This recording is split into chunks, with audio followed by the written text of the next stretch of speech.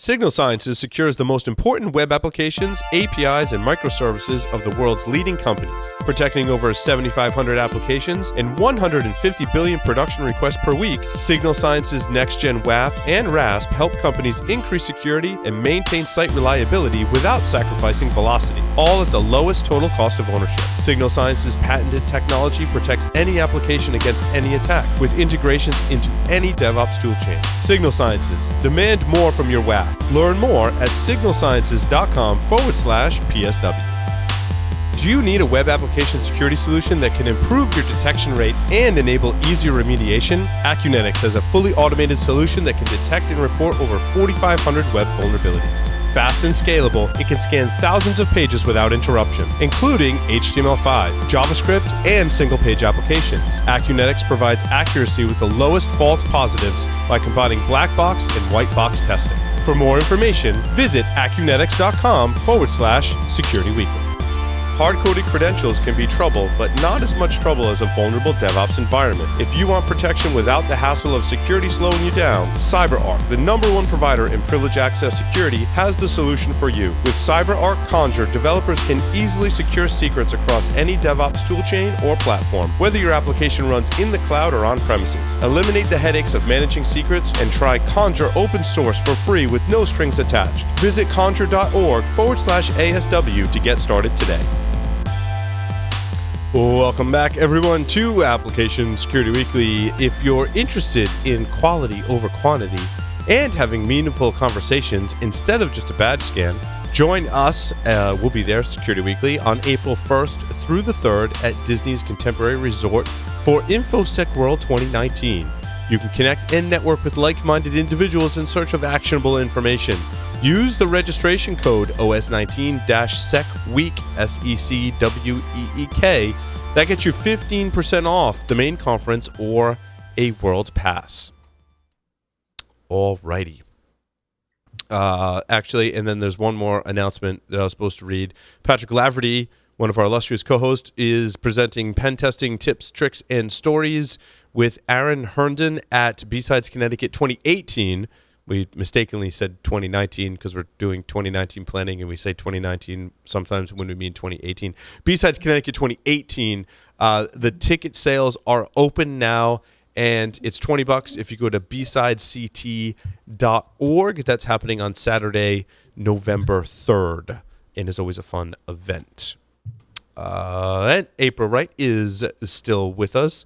It's got us all think about how we can have SIP devices in our homes, but we're going to continue talking about application and application security. And Facebook is in the news, and as they usually are, and lately not in a very good light, which is interesting.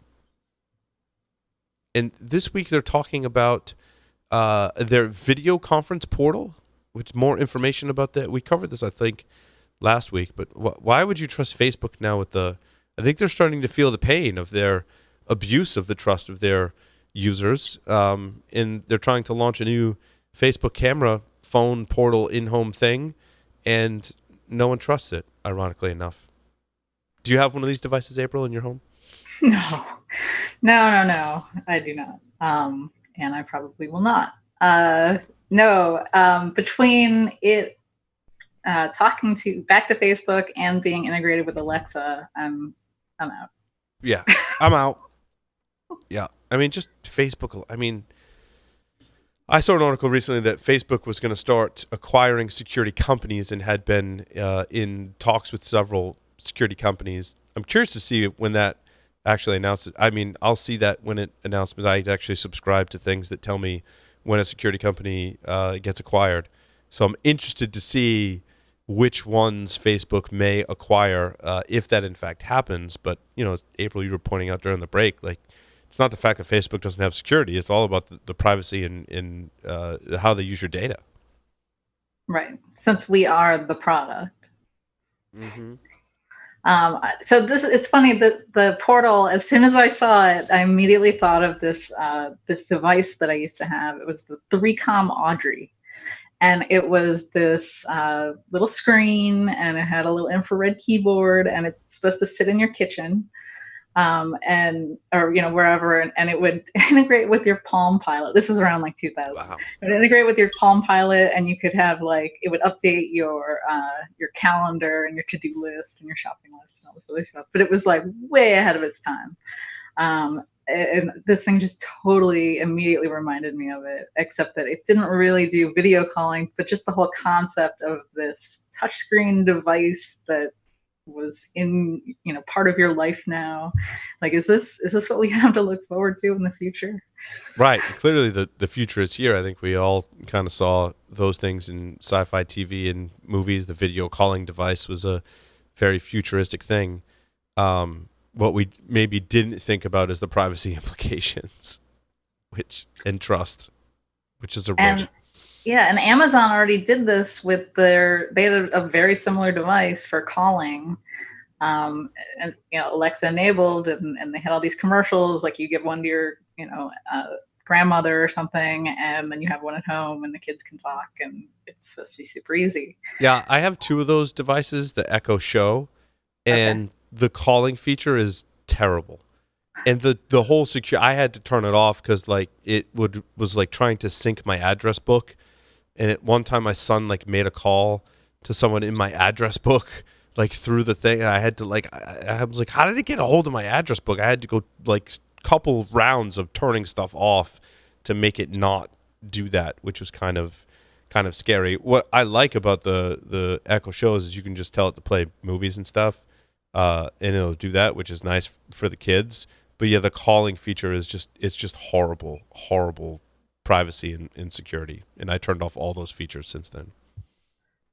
So this thing is funny. It's got it uses AI, but it doesn't do facial recognition. You can disable the camera. It comes with a camera cover. They try to make it seem like it's like they care. Private. Yeah, exactly. But then they're like kind of unsure. The VP in charge of Portal said that he doesn't know if ad targeting will be used or not. Like, how does he not know that? Right. He just doesn't want to tell you. What I find interesting and somewhat scary, I mean, stuff that people know. I mean, people know I like kung fu movies, right? So the first thing I did with the Echo Show was I was like, play a kung fu movie. And initially it started playing Legendary Weapons of China, which is one of my favorite kung fu movies. I'm like, it knows me. I'm like, that's so creepy, actually, that it knows me in that way. I was kind of weirded out. But also happy that it was playing Legendary Weapons of China at the same time. And I know a lot of people, myself included, have had weird experiences where you're just having a conversation, not even like offline, in a room with some device, your phone or something else, and you suddenly start seeing ads about it. I have opted out of all personalized ads that I possibly can. I don't know how this happens. It's terrifying. It's interesting because, my friends get a hold of it and add various items of an adult nature to my shopping list, which then impacts the advertisements that I see. I also think that my purchase of the Tushy bidet just made like the AI and machine learning think things about me that necessarily aren't true. So I claim. So I saw some very interesting personal hygiene and adult personal items in my various advertisements, which was entertaining, actually. Things that I did not know existed. I was like, wow, that's a new one. I think that's in the realm of adversarial inputs. I'm not really sure. Yes. I think there's a special category. Like they got me put into like the bucket of this person really cares that his butt is clean kind of category, which is a scary category to be in. Just throwing that out there. I mean, there are worse categories. There are worse categories, right? I mean, it speaks to hygiene, which somehow segues into pleasure, I guess, for some. But yeah, it was very weird. And now no one believes me when I tell them that it was seeded in my. Yeah, no one believes me. So that stuff's crazy. So hackers are hiding cryptocurrency malware in Adobe Flash updates. I mean, that's no surprise. Are people still running Flash? I thought, is Flash really still a thing? I don't know. It is. It is. This one. So it was only not. It wasn't available from Adobe. It was a valid update that people would install, but they didn't get it from Adobe, and they don't know how people were getting it, which is kind of scary. It would be nice to know, was it coming from like Softopedia or one of those download sites? Was it coming from a website pop-up? They have no idea. So it would be nice to know what some of the vectors were, although we can probably guess. Was this the one that it was a legit update and it actually installed the update, right? But it also installed malware. So you're patched, but you have malware. Right. It's just a Trojan with crypto mining, crypto jacking in the background. And it made sure that no one else could exploit your version of Adobe Flash unless they had a 0-day for the latest version of Flash, which, I mean, based on history, a lot of people probably have. Yeah. And it was mining Monero, just like everything else seems to. Pretty much. It was going to a single wallet, which is a little weird, but I'm sure they were spreading that out over multiple, making it untraceable. Yep. Apparently, the government's rolling out two-factor authentication for federal agency.gov domains. Kind of interesting. Only for the administrators of the websites, not for everybody. Oh, interesting. So only for web administrators. And I wonder what type of two-factor is. There's, I think, huge differences between SMS authenticator apps and a physical token. They said it was Google Authenticator. Gotcha. Which isn't bad. No. I mean, still, if someone gets your phone, and it's kind of cached in there, someone could get that, right? That's always my fear with Google Authenticator, is if I lose my phone, which tends to happen. Thankfully, not recently, but does tend to happen. If they can get into the phone somehow, they've got access to my Google Authenticator. I mean, unless you're putting two-factor authentication on your two-factor authentication, is it three-factor or four-factor at that? Anyway, you can't triple stamp a double stamp. It's true. So I have two phones. I have an Android phone. I have an iOS. I've got tablets. I mean, you can put the app on multiple devices too, so that if you do lose one device, you still have the other ones to be able to get into it, which is my fear, which is why I try to keep them, at least one at home. It's like the designated survivor of two-factor. Yeah, then of course you're limiting yourself if someone breaks into your home and steals your tablet just to get your two-factor. I mean, that's you're limiting your risk, certainly. I went to physical tokens for my two-factor to separate it from my phone, just because I'm awful with my phone, and I lose it a lot. And if my kids get a hold of it, my kids are hackers, and it could be bad. So I went to a physical factor. And recently I've been looking, I don't know if you've looked in this, April, but I'm looking at the phishing keys, and they're really cheap, and they're functional, right? You can get like a USB and with NFC for like $16 or $17, which is pretty good. But the problem is they're made in China. And I'm like, I don't know if I trust it now. Like I want to implement them, but I don't know if I trust it. Could they do some? I mean, they could theoretically, but I need to research it more. Have you looked into that at all? But everything else we buy is made there. Yeah, that's true. Not everything, but a lot of things. Our phones, our computers. That's true. My phone's made in China primarily too. So yeah.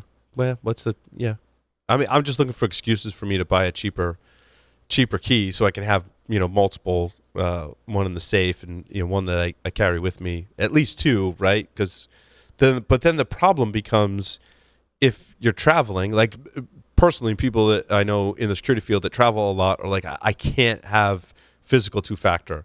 They're like, because I'm traveling and it gets stolen or I lose it while I'm away, they're like, now I'm really screwed because like my backup is somewhere else, which is bad. Right. And does that have another factor on top? So you have the password and then you have the device. Is there also something else? Well, let's see, what am I asking? So if somebody found the device, wouldn't it be easier for them to use than if they found your phone, because your phone has a password on it? It's true. So then they'd have to get through multiple layers to get to the two-factor app, and you may even have biometrics or something on that.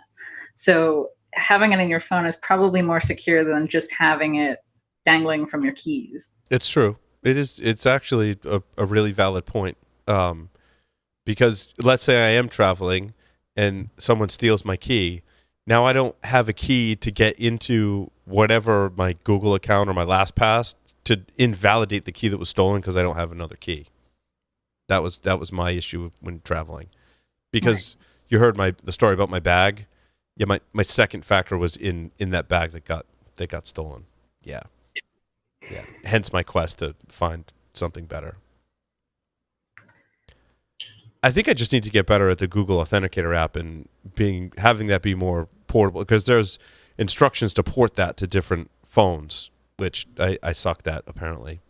And I tried the Duo Authenticator, which is very similar to Google, but it's supposed to have a cloud component.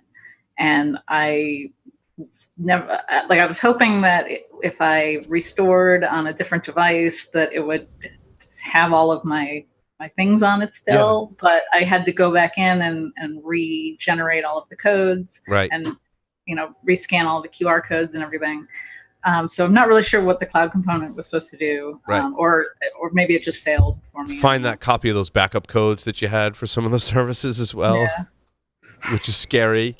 You're like, oh, I set that up like a year ago. I'm like, crap, where did I save those backup codes? In a really safe place, because the backup code is your second factor, right?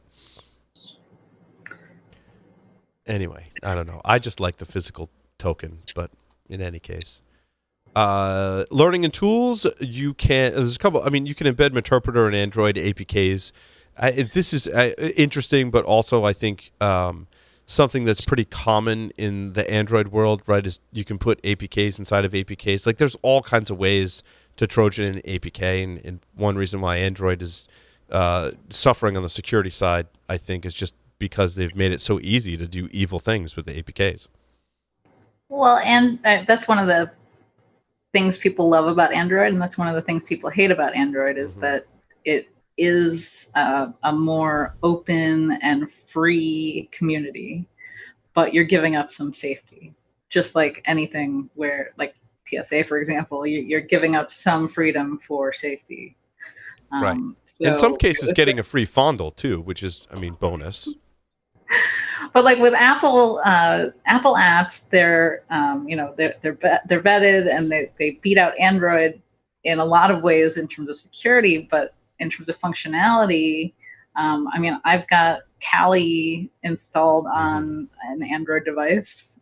Like, I could never do that with an iPad. And what's interesting, and it sounds silly, but one of the reasons that I prefer Android is just simple things like I can change my default text messaging app. Like, you literally give up that level of control, unless they've changed it in iOS. But is that true in iOS? I don't really use iOS anymore, largely because I wanted the flexibility to do things like change my default application for text messaging. So I don't use my carrier's text messaging anyway. Yeah, I use Signal for my text messaging, but I can make Signal the default app for text messages on Android, whereas when I had iOS, I couldn't, unless they've changed it. But I can still use it, but it's not the default one. I'm just petty like that. So some scanners for looking for the libSSH vulnerability that we talked about earlier. Your mileage is going to vary. So, I worked in vulnerability management for quite some time. And, anytime there was a big vulnerability or even medium-sized vulnerability in terms of the ubiquitous nature of the vulnerability, someone or more than one person would put together some kind of one-off scanner, and your mileage is going to vary, right? Typically, when those are first released, their accuracy is questionable at best. As people use them, if they're open source, which typically they are, they get a little better over time. But I always felt that what was available commercially actually was somewhat better. And a lot of that is due to the size of the customer base and the feedback. In other words, when one of the big vulnerability management companies puts out a plugin, says, hey, you can check for this, they've got thousands of customers that are scanning ridiculously huge networks in a lot of cases, And so if it needs to be tweaked and there's a team of developers behind it, it happens pretty instantly. When you've got like a free script, like in this libssh example, it doesn't have that infrastructure behind it. So they tend not to be as accurate, but are a good way to start testing things out in your lab. I would hesitate to recommend you unleash that on your production network, especially without testing it first. But the other thing is some of those free things may come to be available quicker than some of the other updates as well. And that's just, do you want speed or reliability? And there's a balance between the two. I think this SSH vulnerability is going to be around for a long time. So this will probably end up in the arsenal of pen testers everywhere. Yep. Agreed. Or some variant of it. Yeah, as well as RDP testing. As apparently RDP is still like a thing. I remember coming across it when I worked at the university, and it had some vulnerability at the time, if not configured a certain way, I think was the case. Like basically I could sniff the credentials in clear text. And that was the way it was. I'm talking like back in 2001, right? And no one wanted to change. And so I set up a little example and I sniffed the credentials and they were like, oh my God, that's horrible. We didn't realize how much risk that posed and switched to something else. And I thought Microsoft did a better job with RDP, but apparently people just expose it to the internet, which is bad. Well, at least it's got some encryption, and this tool supports the encryption, whereas some of the previous man-in-the-middle tools were really just trying to get RDP to downgrade. Yeah, exactly. And food for thought. There's a cybersecurity hiring gap. This one's kind of interesting. Most people will point out the fact that there's not enough cybersecurity professionals.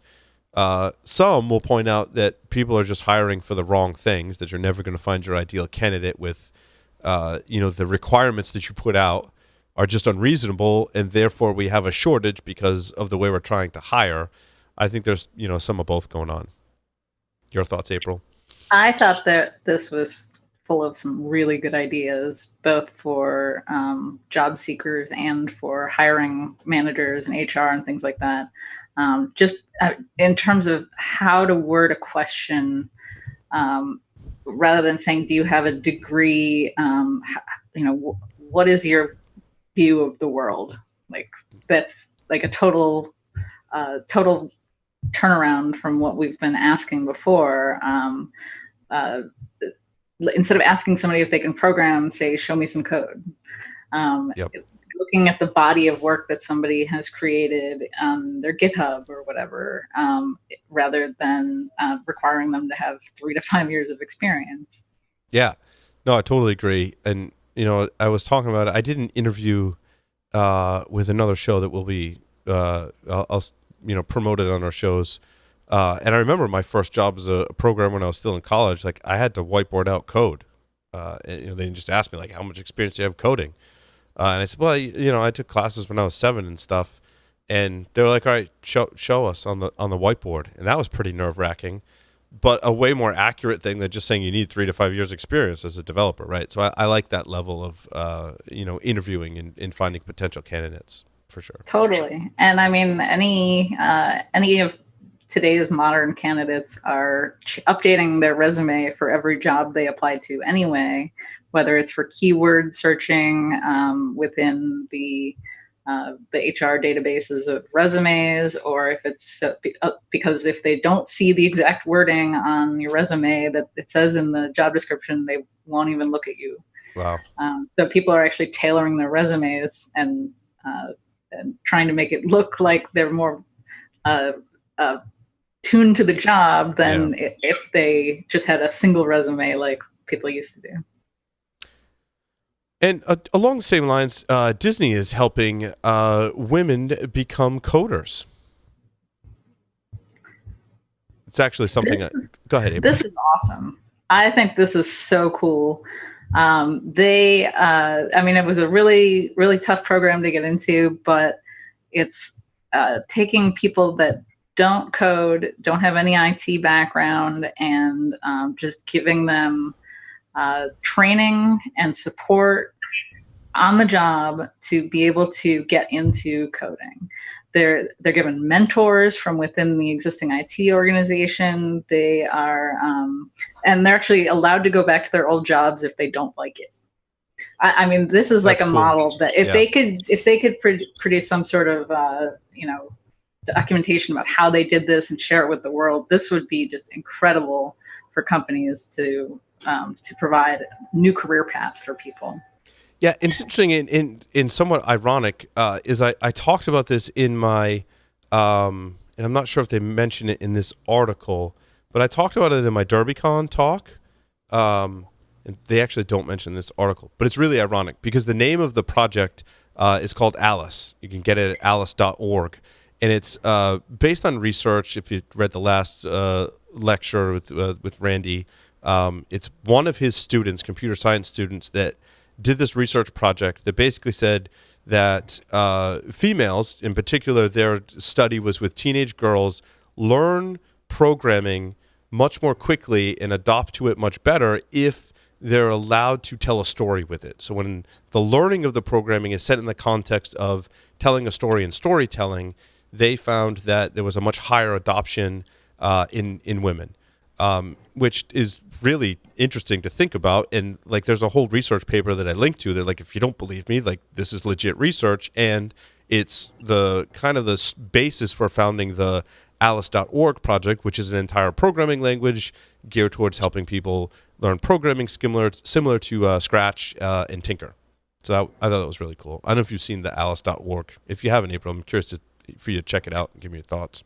Yeah, I want to check it out. That sounds really interesting. I would worry, knowing nothing about it, I would worry that that it would maybe only serve, if it was a totally separate programming language than what everybody else was using, it might serve as some sort of a delineation between things. But yeah, I mean, anything that gets more diverse people into tech and keeps them there, Yeah. I'm for. Yeah, absolutely. Absolutely. Awesome. Well, April, thank you so much for appearing on this episode of Application Security Weekly. Thank you, everyone, for listening and watching. And as Keith would say, make sure you git commit and stay classy.